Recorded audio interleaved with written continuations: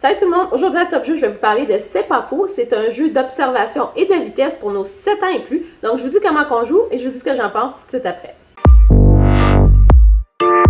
Alors le jeu vient avec un paquet de cartes et un dé. On nous recommande aussi de garder l'aide-mémoire sur le côté.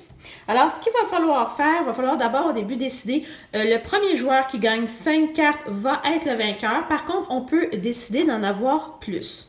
Alors, un des joueurs va prendre une carte, disons celle-ci, va la retourner et va être le seul à regarder les questions alors qu'il va montrer la face de l'image vers les autres joueurs. Et là, il doit choisir une question qu'il veut poser.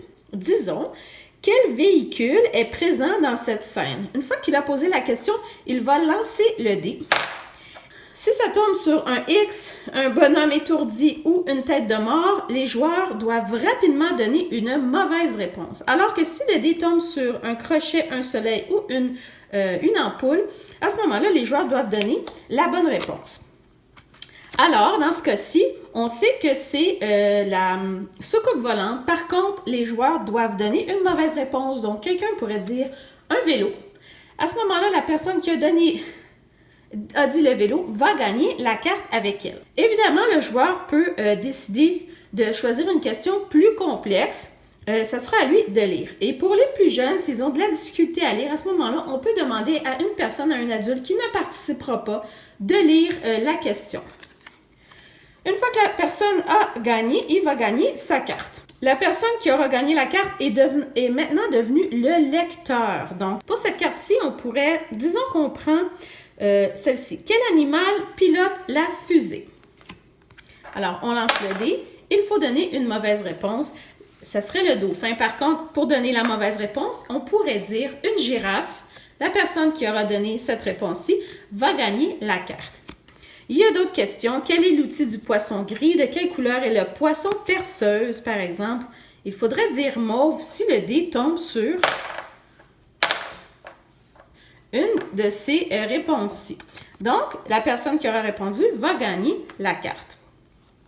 Par contre, et là devient le nouveau lecteur. Alors, dans ce cas-ci, ça arrive d'avoir des questions qui ne font pas de sens avec l'image, comme par exemple, de quelle couleur sont les chaussures des épouvantails? Alors, on pose la question, on lance le dé, et évidemment, qu'on tombe sur un crochet ou un autre des symboles, il va falloir que la personne dise « c'est pas faux ». Parce qu'en fait, les épouvantails ne portent pas de chaussures, donc la question devient incorrecte. Et à ce moment-là, il faut dire « c'est pas faux ». La personne va gagner la carte. Un autre exemple de « c'est pas faux », par exemple celle-ci, qui a gagné cette course. Alors, il faut vraiment pouvoir être capable d'évaluer qu'il n'y a personne encore qui a gagné la course puisqu'ils sont au départ. Et donc, il va falloir que quelqu'un dise « c'est pas faux ».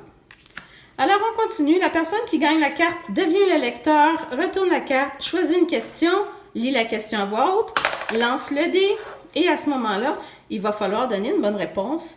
De quelle couleur est le cochon dans cette scène? Le cochon est rose. Il aurait fallu donner la bonne réponse. Alors, le premier qui gagne, c'est 5 cartes et le vainqueur. Ou si vous voulez faire plus de cartes à ce moment-là, ça sera à vous de décider.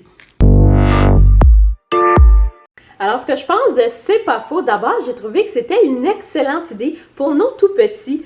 Et ce que j'ai beaucoup aimé, c'est les cartes. Et si on regarde les cartes, le graphisme sur ces cartes-là, c'est magnifique. Voyez-vous? Alors, c'est vraiment le fun pour nos tout-petits de regarder toutes ces cartes-là. Et moi, j'ai beaucoup aussi apprécié tout ça. Évidemment, c'est un jeu qui se joue qu'en français, donc je n'ai pas vu de version anglaise dans ce jeu-là. Peut-être qu'il y a une boîte différente, mais celle-ci n'est qu'en français.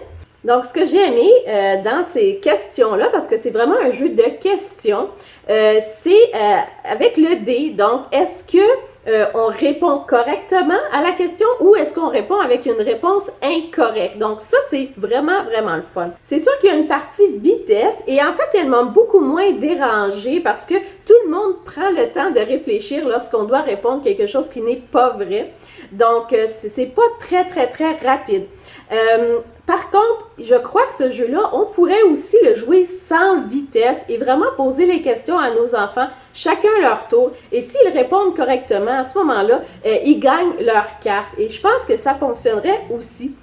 J'ai beaucoup aimé le concept. En le fond, c'est une façon de leur apprendre quelque chose sans vraiment qu'ils sentent qu'ils sont en train d'apprendre quelque chose. Donc, très intéressant. Donc, par exemple, et puis ce que j'ai aimé aussi, c'est qu'il y a beaucoup de questions sur ces cartes-là. Donc, ce jeu-là, on peut le jouer pendant très longtemps, puisqu'à chaque tour, on ne pose qu'une seule question sur l'ensemble des questions que l'on voit ici en arrière. Donc, très intéressant.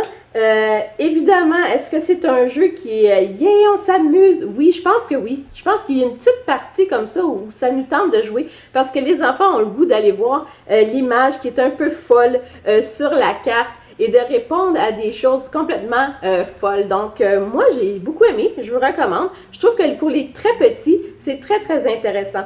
Peut-être qu'à partir de 8-9 ans, peut-être que c'est un peu trop vieux, mais pour les très petits, là, même les 3-4 ans, je pense qu'on pourrait s'amuser avec ces cartes-là. Donc, je vous dis à la prochaine. Bye bye!